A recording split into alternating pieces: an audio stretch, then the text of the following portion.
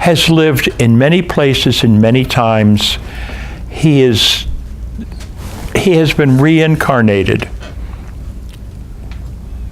He has a wife whose name is Janet. They've been married over the centuries. They've always been together. One day, they decide that they want to do something different. Their name is Morning. Their surname is Morning. They go into court and they tell the judge, "We want to change our last name." "Okay," says the judge, "what do you want to change it to?" "We want to be the Evenings." And the judge said, "Why is that?" "Lucy, you're on." Knock, knock. Who's there? Sam and Janet. Sam and Janet who? Sam and Janet Evening. And the judge says, "That's $500 fine for contempt of court."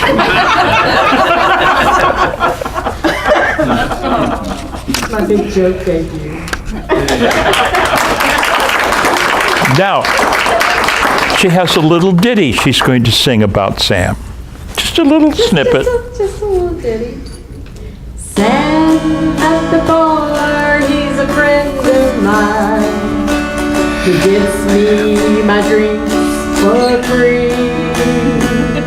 Well, he's quick with a joke, and he'll light up the smoke, but there's some place that he'd rather be. And Sam has been in many of those places. I'm going to tell you about some of them. By the way, these are pretty much all Feghoots. We did. Sam and Janet moved from Denver to Marion. Sam brought with him his most prized possession. It was a grandfather clock, 250 years old. Absolutely gorgeous. He built a special box to put this thing in so that it could be safely transported across country. They brought it in. Sam found the perfect place for it. He set it up, he leveled it, he pulled on the weights to wind it, and started the pendulum. It was terrible. Tick, tick, tick, tick. It was supposed to be tick, tock, tick, tock, tick, tock. Sam can't stand it. There's something wrong with his most prized possession. He looks in the yellow pages, and probably most of you remember the yellow pages. I certainly do. And there, right here in Marion, was clock repair. Call Ernst Uhrmacher.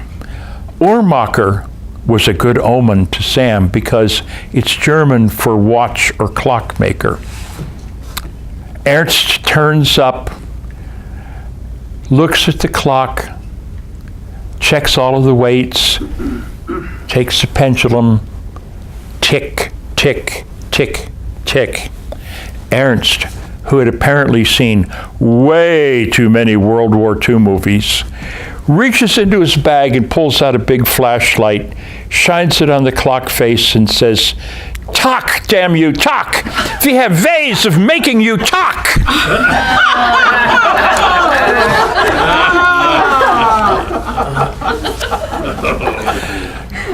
Sam was a bartender a lot of times. He was a bartender running this really nice Irish bar in Boston. Down at the end of the bar one night are Mick and Jack. They're matching each other drink for drink and jabbering. Sam wanders down the bar a little bit and the conversation goes something like this. Mick says, "I can't help but tell from your accent that you're from Ireland." Jack says, "Oh, that I am." Mick, "Well, whereabouts in Ireland?" "I'm from Dublin." "Oh, so am I. What a coincidence." And where would you have lived? And we lived over in the Cottage Downs area, right near the Maynham jail. "So did I. What street did you live on?" "We lived on St. Paddy's Way." What an amazing coincidence. I lived there too." "And where would you have been going to school?" "Oh, I went to St. Ursula's Convent. I graduated in 1971. "Oh my gosh. What a coincidence. I did too." Sam retreats back down to the bar where Lilith has come to put in a drink order, and Sam shakes his head and says, "It's really going to be a long night. The Murphy brothers are drunk again."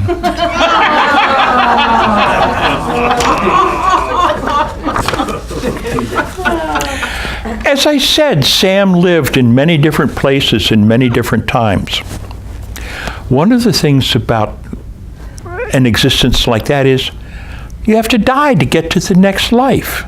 It's a form of reincarnation. A mistake was made. Sam died and ended up in hell. Nobody knows exactly how it happened. The devil saw him coming. Down the escalator comes Sam, and old Scratch is there and says, "Oh, I've been waiting for you. You like classical music, don't you?" Sam said, "Yes, I do. And you're going to have an eternity of listening to music in my disco bar." Now that's cruel and unusual punishment. Sam goes off to run the disco. The heat is terrible.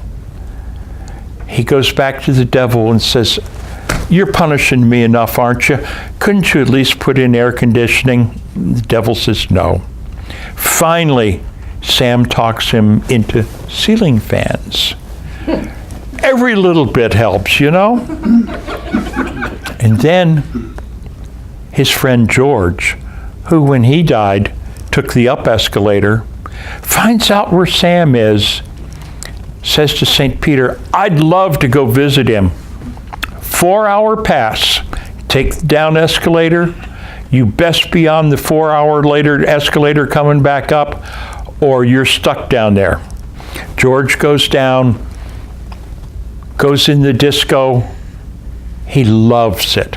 He hangs up his halo and he hangs up his harp, and he dances and he dances and he dances. And suddenly realizes he has 3 minutes to get on that escalator. So he goes rushing out. He grabs his halo and grabs for his harp and misses. And to this day, there's an angel going around heaven singing, "I left my harp in Sam's Fan Disco."